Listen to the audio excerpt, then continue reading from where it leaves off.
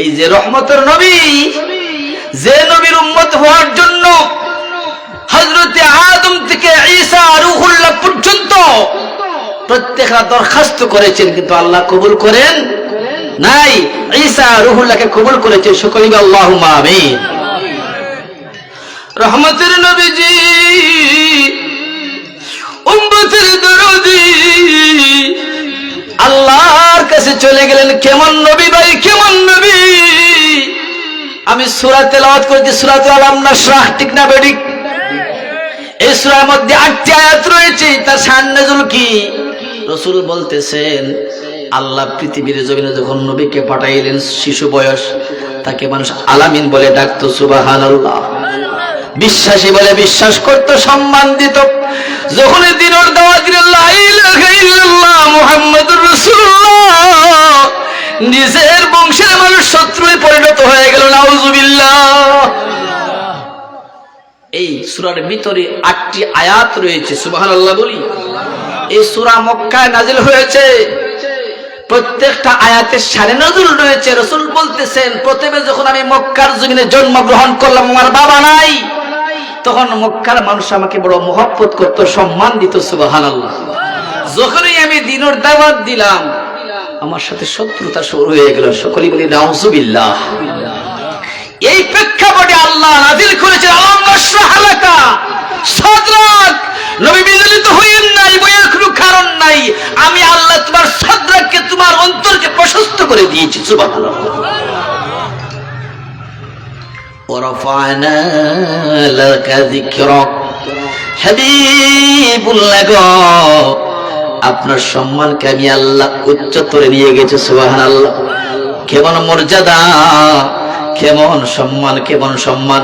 ওই রহমতের নবী আসলেন।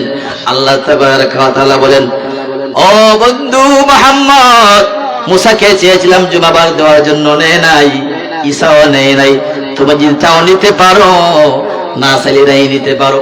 আমার রহমতের নবী জবাব দেয়, মালিক, আমি এমন নবী নই যে মালিক তার হাবিবকে দিবে আর তিনি গ্রহণ করবেন না। উম্মতের প্রয়োজন নাই, যাওয়ার প্রয়োজন নাই, পারমিশন প্রয়োজন নাই। আমি মুহাম্মদ গ্রহণ করলাম, আর উম্মতরাই গ্রহণ করে নিয়ে এলো, সুবহানাল্লাহ। বুঝাইতে পেরেছি? এই রাত্রি কেমন রাত্রি? এই জুমার রাত্রি আল্লাহ স্বয়ং আমাদেরকে যাচাই বাছাই করে আনন্দ উৎসব করার জন্য, ইবাদত করার জন্য দিয়েছেন, সুবহানাল্লাহ। আল্লাহ বলেন, বন্ধু মুহাম্মদ, তুমি কি আমি সম্মান করেছো? সেই দিন গ্রহণ করেছো। এই দিন শুধু দিনের বাইরেই নাই, এই দিনের সাথে 2টা উপহার তার উম্মতকে আমি আল্লাহ দিয়ে দিলাম। কি উপহার শুনবেন? নাম্বার 1, হাবিবুল্লাহ নবী গো, উম্মতদেরকে জানাইয়া দাও, যদি এই রাত্রির ভিতরে কেউ মারা যায়, আমি আল্লাহ ওই রাত্রির মহব্বতের কারণে, মর্যাদার কারণে তার কবর আযাবকে বন্ধ করে দিয়ে দে। শুধু তাই নয় বাবার, আমার রহমতের নবীকে আল্লাহ বলতেন, বন্ধু হাবিবুল্লাহ, জেনে নাও, জেনে নাও, যদি জুমার রাত্রিতে কেউ মারা যায়, কবর আযাব বন্ধ হয়ে যায়, আর রমজান মুবারক মাসে যদি কোনো মানুষ উম্মত মারা যায়, 1 দিন নয়, 2 দিন নয়, 30 দিন পর্যন্ত কবর আযাব বন্ধ হয়ে যায়।